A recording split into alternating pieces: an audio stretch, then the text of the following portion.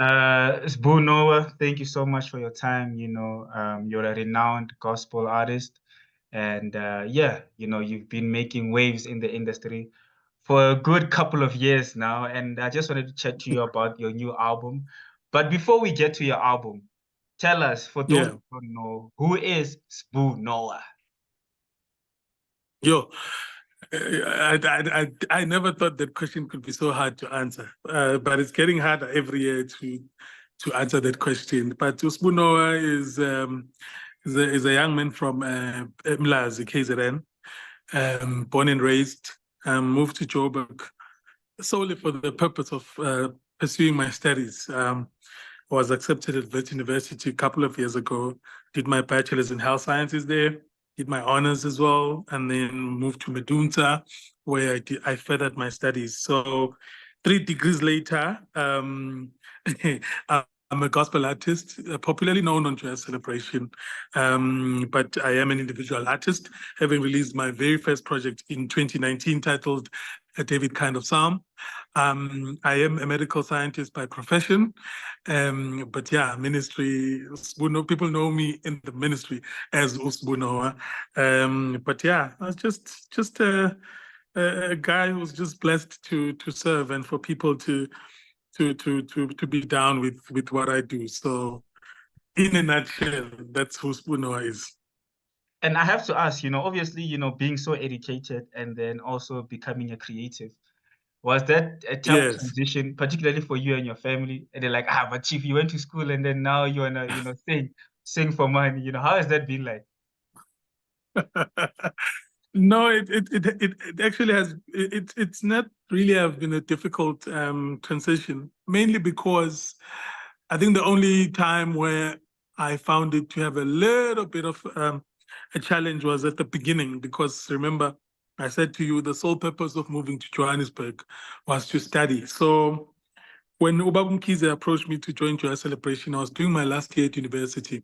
Now you can understand, coming from disadvantaged background where your family are literally looking unto you because you're the first person to ever go to university. So I think with my mom, her fear was, because she knows how passionate I get about stuff, her fear was that I will get so invested in the music that I'll actually forget about my studies. So, in fact, because I respected her so much, right, I actually was supposed to join Jazz Celebration probably 2 years before I actually joined. So when Babumkiza approached me, I was able to go back to him and say, look, it's a great opportunity. Please give me time, not only to pray about it, but also for me to complete my first degree, because that was a very important one in my family. I was the first to go to university. So that first degree was very critical. So I think after that, my mom said, look, especially because when I started with Joy Celebration, I think there's one artist who probably hit the ground running. That was me. From day one, people loved me, and I think my ministry was coming from a good place. So people received it very well. And so my mom was a prayerful person as well. And I think in a prayer at times, she would literally get confirmation about where God wants to take me as far as ministry is concerned.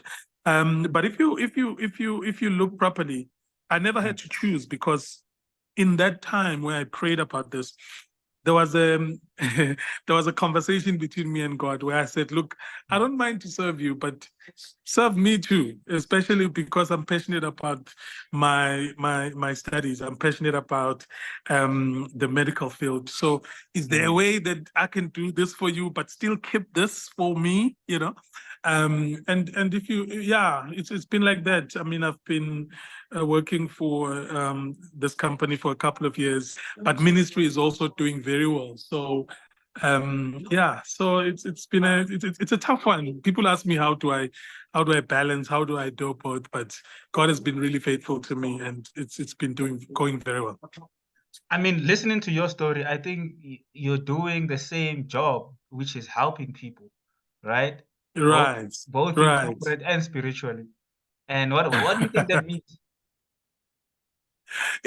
Look, it's if you look at it at face value, you're thinking it's different fields. But like you say, man, I think if if you can look at it in a spiritual way, you'll actually realize that my life was always dedicated to healing people, right? Because the work that I do involves that in terms of my 9 to 5, but also my spiritual work also involves that, but on the more spiritual side. So they kind of coincide in a way. And because of that, and I think that really is my main purpose on this earth. I'm getting fulfilled on both sides. But I must tell you something, bro. I think one of the things that I was fighting for, and I hope this will make sense to you and everyone who hears this, one of the reasons I was pushing to do this was because I did not want to do ministry because I was hungry, right? I did not want to sing gospel so that I can feed my stomach. That was one of the conversations between me and God. I said, look, if I do this, let it be for you and you only, because I needed that purity so that I don't ever be in a situation where I'm like, there's no money, so let me stop doing this. So ministry for me had to be ministry, still is ministry, and will always be ministry. That's why when someone says, why are you working? I'm working because I want to earn money so I can live. It's like asking a pastor, "Go to why are you working?" A pastor, sometimes, especially when they're starting, the money is not coming in terms of from the church side. So most of them, especially around this time, I love the young pastors that are coming up, man, because they are breaking stereotype where a pastor can own businesses, be CEO of companies, but still be able to pastor a church, and that helps because now it's pure.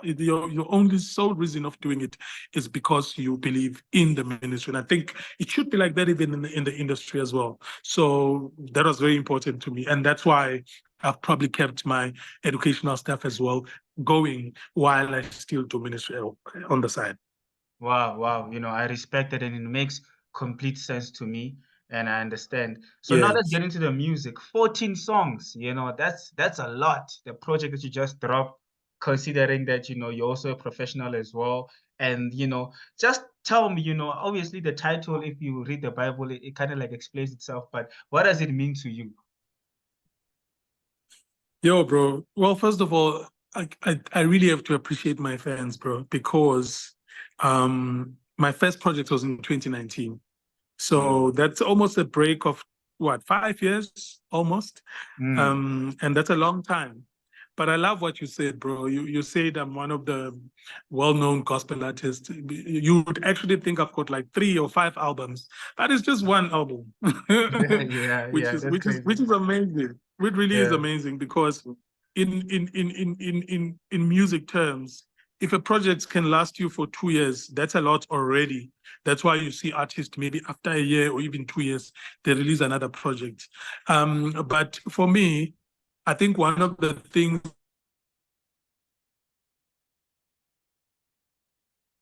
credit to the work that we put in on the project, from the production side to even, marketing it and making sure that it's well known, the quality of the music, to ensure that we create music that surpass. I mean, it's crazy in the industry these days because a song will get popular for a week. Next week, we move on to the next song. We don't want that with gospel because this is God's message. So it has to transcend and go beyond a couple of months, a couple of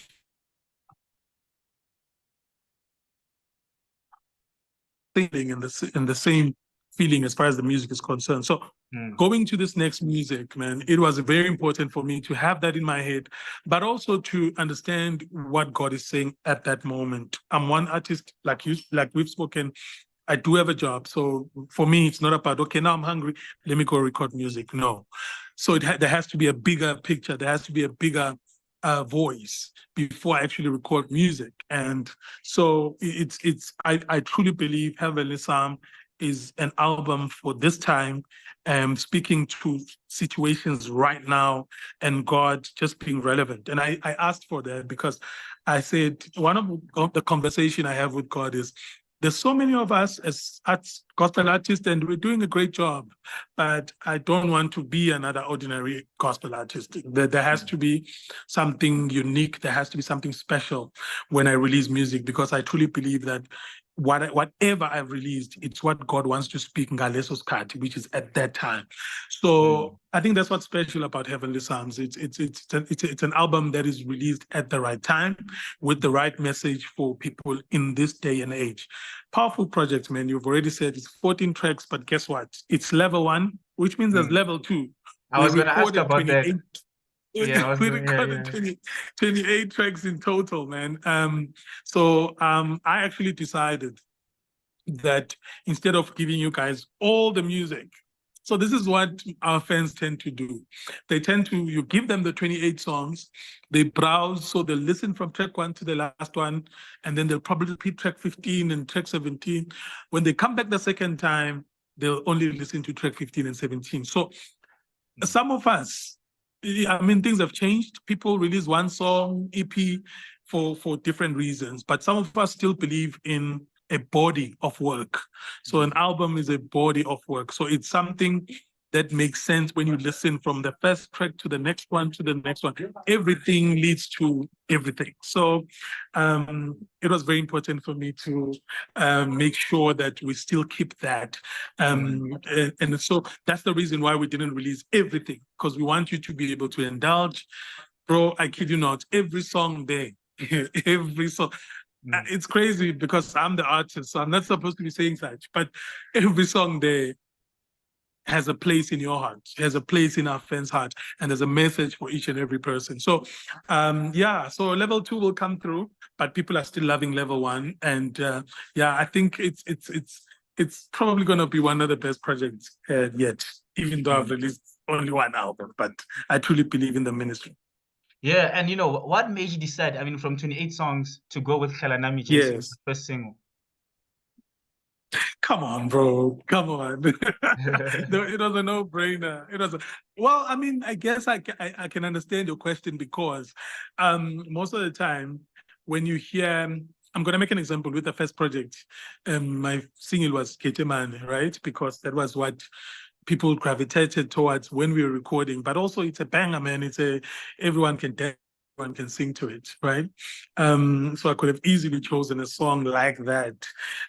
But it goes back to what I said to you, man. It's important. Message go and inquire from God. What is it that you want me to do? So even small things like that, the single that you release, what the single does is that it tends to give a direction for the whole project. And I think Khalanami Jesu, even though it sounds like a prayer, and it is, from someone who's desperate for God's presence, for me, I look at it as a declaration to say, uNkulunkulu is with you at all times. And I think it was so important for people to understand that, though you go through situations, though you go through life, God is always with you. That's why the Bible says he will never leave you nor forsake you. And it's difficult when you're going through stuff to imagine that. So we needed to give people music that will give them that sense of, I'm not alone, even in this situation. But also to give a direction for the project. I think it was a great way to open the project up. It's actually track number 1 on the actual album. And I think it has laid that foundation, and people are actually hearing more songs, but they're still saying, Khalanami was an excellent single. So I think I made a good choice there. Yeah, no, you definitely did. Lastly, it's actually a 2-part question. What's so important about live music, and what message do you have to your fans out there, lastly? Yo, bro. I think it's the most, for me, well, first of all, I tried to do a studio, not a studio album, but I've been in studio and recorded a couple of tracks, and I realized that I'm just not a studio person. I'm a church boy, used to standing in front of people and singing in front of people. So if you want to get the best of SbuNoah, put me in front of the crowd. So it was never any doubt how I want to present my music. So even in the future, I'm more likely going to release live music. But the music was, if you listen to the project, whether you're listening to the first one or the second album that will come out later, you'll actually realize that we don't mess with the formula, right? So whatever worked on the first album, you do more of that, right? So that you don't lose your fans. But also it becomes important for SbuNoah as an artist to grow, right? And you'll also realize there'll be songs that you listen to and you think, yo, I didn't know Sbu could do that. Oh wow, he can actually do that. And that's important for two reasons. Number one, growth as an artist, but also remember when we do gospel, we don't do it just for people who are saved. I keep preaching that, our music is, we love it when the people that know Christ embrace the music and it helps them in their journey. But we actually love it more when it can convert someone who did not listen to gospel, but to come and listen. So you'll hear songs, you'll hear Maskandi. So we tended to tap into other genres so that we can maybe draw a different crowd. The goal is still the same. It is to preach Christ, and the message shall always remain. So we did tend to experiment as well, and I hope people can love and embrace that as a journey. But man, to my fans, they've been absolutely amazing, man. The patience between the two projects, even when I was releasing a single, they still downloaded and supported. By the way, the album debuted at #1 on the charts on the day of release. I think it's #2 now, if I'm not mistaken. It's crazy, I mean, because the songs we thought were gonna be popular, no, bro, they choose their own and they go opposite direction. So you'll see songs like Bayete, which I didn't think they would love so much. It's actually the most selling song as yet on the project. So it's, for me, my message is to say thank you to them for the support, man. It's crazy, bro. You know, people think we've got this big team that is going out there looking for interviews and putting us on TV, and we have none of that. We just have a few people assisting, but the grace of God is just sufficient and is sustaining us and ensuring that we stay relevant. Whether it's being invited to big events and things like those, and I think that's very important as a gospel artist. So I appreciate that, even the support. When you go to these shows, social media, as we speak, if you go there, it's SbuNoah everywhere. People enjoying different songs and tweeting about it. And that's very important in this day and age, bro. We don't have cities anymore, so we literally rely on word of mouth. So we'll make noise. They must take that noise and take it to the people so that people can know more about the project. But yeah, man, to promise them that second project will be even better. Of the music, there's more stuff, powerful stuff coming up, and just to ask them to just embrace the project, man. Because for me, bro, someone said something amazing. Someone said on my social media, this album feels a hug from God. Like, bro, like Wow. when you hear such things, man, it's like, this is ridiculous, but that's what I want. For me, that's someone who gets the essence of why SbuNoah is SbuNoah and why do I do what I do. And also, yeah, to promise them, we're going to push for a tour. We're definitely going to push for a tour. We want to launch the album in Johannesburg, and then after that, we want to go to a couple of provinces as well, just to thank the people and, of course, to sing these songs with them, and continue to appreciate them for the support. Oh, wow. Thank you so much for your time, brother. I'm inspired by your story. That you can balance your time so well, even doing this interview during your lunch break. I think that's amazing. Yes, bro, it's my lunch, bro. Yeah, so I'm not gonna take any more of your time. Thank you so much, and yeah, good luck with the tour, and yeah, I guess we'll catch up on the next one. Thank you, my brother. I appreciate the time that you've given me as well, and yeah, man, please continue to support the ministry, and Nati will continue to do the best that we can. Bless you, bro. All right, sharp. Cheers, man. All right.